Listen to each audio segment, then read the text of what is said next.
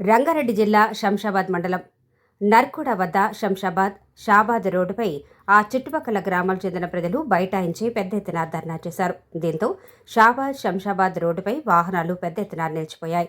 విషయం తెలిసిన శంషాబాద్ రూరల్ పోలీసులు రంగప్రవేశం చేసి ధర్నా చేస్తున్న వారితో మాట్లాడి ఆ తర్వాత వారందరినీ పక్కకు జరిపి నిలిచిపోయిన వాహనాల్లో పంపించి ట్రాఫిక్ క్లియర్ చేశారు. ఈ సందర్భంగా మాజీ జడ్పీటీసీ బురుకుంట సతీష్ మాట్లాడుతూ, గతంలో ఈ రోడ్డును మాజీ మంత్రి సవితా ఇంద్రారెడ్డి నిధులు కేటాయించి నిర్మించాలని, ఆ రోడ్డును ప్రభుత్వం మారటంతో 4 లైన్ రోడ్డు చేస్తామని చెప్పి పనులు ప్రారంభించి ఆ పనులు పూర్తి చేయకుండానే గత కొన్ని నెలలుగా నిలిపివేయడంతో రోడ్డు పలు ప్రాంతాల్లో పూర్తిగా చెడిపోయి అనేక ప్రమాదాలు జరిగి విద్యార్థులు, రైతులు గాయాల పాలవుతున్నారని, ఇటీవల 2-3 ప్రమాదాలు జరిగి దాదాపు 12 మంది వరకు క్షతగాత్రులయ్యారన్నారు. స్థానిక ఎమ్మెల్యే ప్రకాష్ గౌడ్ పట్టించుకొని వెంటనే రోడ్డును బాగు చేయాలని, లేని పక్షంలో రాజీనామా చేయాలని డిమాండ్ చేశారు.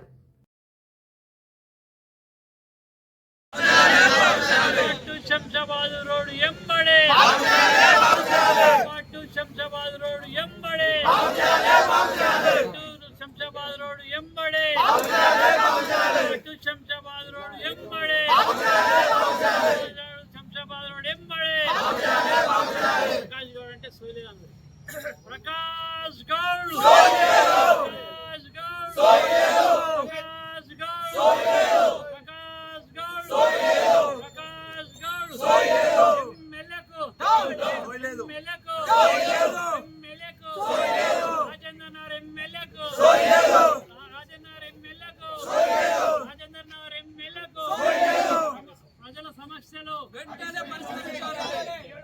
ప్రజల సమస్యలు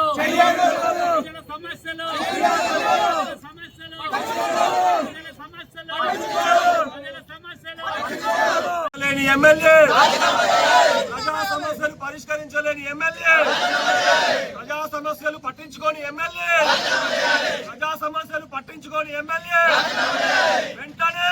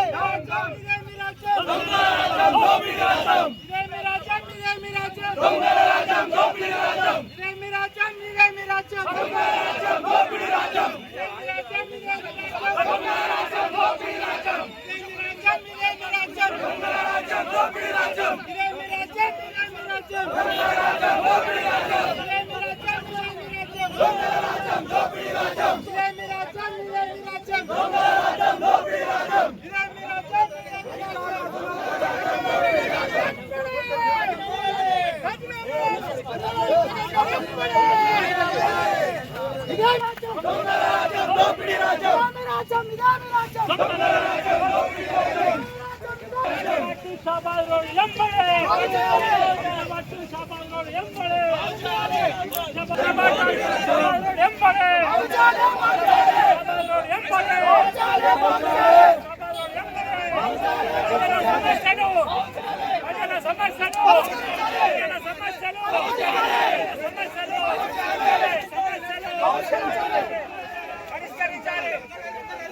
రోడ్ వేసిన దాదాపుగా 2 సంవత్సరాలు పూర్తవుతుంది. అది వర్క్ స్టార్ట్ చేసి కాబట్టి దీన్ని ఎన్ని మాటలు ధర్నా చేసినా ఏది చేసినా కానీ స్పందన రావడం లేదు. అందుకని ఈరోజు నర్కుడ నుంచి మరి చుట్టుపక్కల గ్రామాల నుంచి ప్రజలే స్వయంగా వచ్చి ధర్నాలో కూర్చోవడం జరిగింది. ఈ రోడ్డు మరమ్మతులు చేయాలని చెప్పి ధర్నా కూర్చోవడం జరిగింది. పెద్ద ఎత్తున ప్రజలంతా కలిసొచ్చారు. పార్టీలకు అతీతంగా ఈరోజు ధర్నా కార్యక్రమంలో నన్ను ఇన్వైట్ చేస్తే నేను పాల్గొనడం జరిగింది. కాబట్టి మేము ఏమంటున్నామంటే, ఈ యొక్క రాజేంద్ర నగర్ కాన్స్టిట్యున్సీ అంటే ఒక బాధ్యత గల వ్యక్తి ఉంటాడు. ఎవరైనా ఉండని, ఏ పార్టీకైనా సంబంధించిన వ్యక్తి ఉంటే దానికి బాధ్యత అనేది ఎవరు ఉంటుంది? ఎమ్మెల్యేకి ఉంటుంది. ఎమ్మెల్యే అంటే ఎవరు? ప్రకాష్ గౌడ్. మేము ఏమంటున్నామంటే, నువ్వు రోజు వచ్చిపోయే దారి నీకు తెలిసిందే. రోజు ఒక యాక్సిడెంట్ అవుతుంది. నిన్ననే ఒక యాక్సిడెంట్ కింద పడి, బైక్ మీద కింద పడి ఒక కాలు ఇరిగిపోయి చేయి ఇరిగిపోయింది. తన పరిస్థితి ఎత్తుందంటే మరి హాస్పిటల్ ఉన్నాడు. చాలా ఘోరమైన పరిస్థితి. ఇట్లాంటిది ఏంటంటే మనము గ్రహించి మరి ఎమ్మెల్యే గారు మీరు దీని చర్య తీసుకొని ఆల్రెడీ 2 నెలల క్రితం ధర్నా చేయడం బీఆర్ఎస్ పార్టీ తరఫున ధర్నా చేయడం జరిగింది. ధర్నా చేసిన బీఆర్ఎస్ పార్టీకే మరి ఏమైనా గుడ్ విల్ పేరు వస్తుందనే విధంగా మీరు ఆలోచించి దాన్ని పట్టించుకోవట్లేరు. కాబట్టి ఈరోజు స్వయంగా ప్రజలే ముందుకు వచ్చి ఈ యొక్క ధర్నా కార్యక్రమంలో పాల్గొని ప్రజలు వందలాది మంది వచ్చి రోడ్లో కూర్చోవడం జరిగింది. ఎందుకంటే రోజు ఒక యాక్సిడెంట్. మొన్న ఒకటి ఫార్చునర్ గిట పల్టీ కొట్టి అందరూ దెబ్బలు తగిలిన వాళ్ళకు గాయాలయ్యి వాళ్ళు ఏం క్షేమంగా ఉన్నారు, ఎవరు చనిపోలేరు. కాబట్టి ఒకసారి ఆలోచన చేయాలి. అదేవిధంగా ఓఎస్సీ స్కూల్ ముంగట గిట ఒక యాక్సిడెంట్ అయ్యి ఒక దాన్ని కాలిపోవడం జరిగింది. ఇట్లా నిత్య ఏదో ఒకటి కాలేజ్ పిల్లలకు కానీ స్కూల్ పిల్లలకు కానీ, స్కూల్ పిల్లలు చిన్న పిల్లలు ఆటోలలో పోతూ ఉంటారు. సడన్ అది అక్కడ ఉన్న డ్యామేజ్ని చూసి బ్రేక్ కొట్టి ఆటో అతను బ్రేక్ కొట్టి ఎంకెళ్ళి లారీ వచ్చి కొట్టిందనుకో అప్పుడు ఏం పరిస్థితి అవుతుందో అనేది ఒకసారి ఆలోచించాలి. ఇప్పుడు మేము ఏమంటున్నామంటే దీన్ని విమర్శిస్తున్నాం అనుకో, లేకుంటే కావాలని చేస్తున్నాం అనుకుంటున్నావు, నువ్వు ఎట్లా అనుకుంటున్నావు, కానీ ప్రజల సమస్యలు పట్టించుకో. 4 సార్లు నువ్వు ఎమ్మెల్యే అయినావు ప్రకాష్ గౌడ్ అన్నగారు, కనీసం ప్రజల గురించి పట్టించుకొని ఈ రోడ్డు గత 2 నెలల కింద ధర్నా చేయడం జరిగింది బీఆర్ఎస్ పార్టీ తరఫు నుంచి. అయినా కానీ స్పందన రాకుంటే దాన్ని ఏమంటారు? కనీసం ఆలోచన చేయాలి మీరు. ఎందుకంటే ఏమంటే చెప్తే నరకోడ విలేజ్ మా అమ్మమ్మల ఊరేమో అది చేసినా ఇది చేసినా అని ఎలక్షన్ టైం వస్తే ఖాళీ మైక్లో మాట్లాడడమే తప్పి ఇంకోటి ఏం లేదు. అంటే వెంబడి స్పందించి ఈ రోడ్ అనేది ఒక 10 రోజులలో, ఒక వారం 15 రోజులన కనీసం ఒక ప్యాచ్ వర్క్లను చేస్తే ఇవాళ సాయంత్రం వరకు రేపు మార్నింగ్ వరకు అది ఇక్కడ గుంతలు ఆ డ్యామేజ్ అయితే ప్యాచ్ వర్క్లు నువ్వు ఏ ఒక్క కాంట్రాక్టర్కి చెప్పినా, ఏ యొక్క ఇల్లీగల్ దందలు చేసి మన రాజన్న కాన్స్టిట్యూన్సీలో కెషర్ మిషన్స్ ఉన్నాయో ఏ ఒక్కరికి చెప్పినా ఒక లోడ్ కాల్ చేసి ఇమ్మీడియట్లా చేసిపోతారు.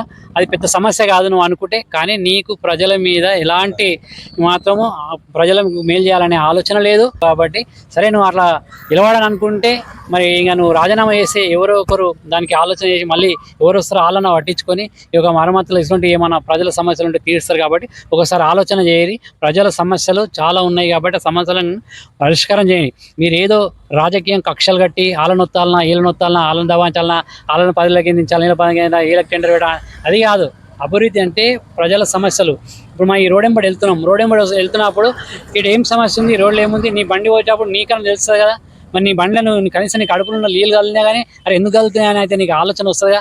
ఆలోచన ఎప్పుడు వచ్చినప్పుడు దీనికి సంబంధించిన ఆర్ఎంబీ రోడ్డు అధికారులు ఏవీతో మాట్లాడతావా, డీవీతో మాట్లాడతావా, నువ్వు కలెక్టర్ గారితో మాట్లాడతావా, నువ్వు ఏం చేయాలి, ఏ అధికారితో మాట్లాడు. ఎంబడే స్పందన ఎంబడే ఏదేమైనా సీరియస్ చేయండి. ప్రజలకు ఇబ్బంది అవుతుందని ఫోన్ చేసి ఒక మాట మాట్లాడితే నీ ముళ్ళు ఏం పోతుంది? కనీసం అధికారులు అయితే ఏదో వచ్చి చూసి కనీసం ప్యాచ్ వర్క్ వేసే మరమ్మతులు కొంచెం చిన్న చేస్తారు కదా, మొత్తం రోడ్ కంప్లీట్ కదా. కనీసం ఈ రోడ్డు తవ్వకున్నా ఏం కాకపోతుండే. గతంలో 2020లోనే ఈ రోడ్డుని గత సబితా ఇంద్రారెడ్డి గారు 20 కోట్ల రూపాయలు దీనికి శాంక్షన్ చేసి సింగిల్ రోడ్ ఉంటే డబుల్ రోడ్డు చేపించడం జరిగింది 2002లో. అప్పటి నుంచి ఇప్పటి వరకు అదే రోడ్డు ఉన్నది. ఆ రోడ్డు ఉన్నా కానీ జనాలు మంచిగా వస్తుండే. దాని 4 లైన్ రోడ్ అని చెప్పి దీనికి శాంక్షన్ వచ్చినాక శాంక్షన్ మరి కేటీఆర్ గారు దీన్ని శాంక్షన్ చేయించి మరి హైదరాబాద్లో మరి ఫౌండేషన్ వేయడం జరిగింది. దాన్ని మీరు గవర్నమెంట్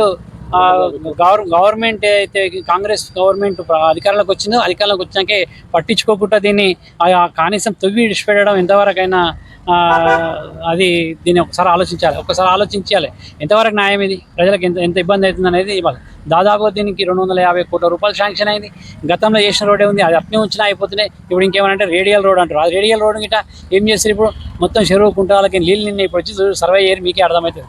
ఇటువంటి సమస్యలను పట్టించుకొని కాన్స్టిట్యూన్సీలో రాజేంద్ర కాన్స్టిట్యూన్సీలో ఎక్కడ ఏ సమస్య ఉన్నా వెంబడే స్పందన వచ్చి అధికారులతో మాట్లాడి చిన్న మరమ్మతులు చేయకుంటే ఈ అభివృద్ధి దేనంటే నువ్వు అభివృద్ధి గురించి పార్టీలు మారి ఈ యొక్క బీఆర్ఎస్ పార్టీ గెలిచి కాంగ్రెస్ పార్టీలకు సరే నీ అభివృద్ధి గురించి పోయినావు కదా, మరి అభివృద్ధి చేపియాలి కదా. మరి ఎక్కడ పోయింది అభివృద్ధి?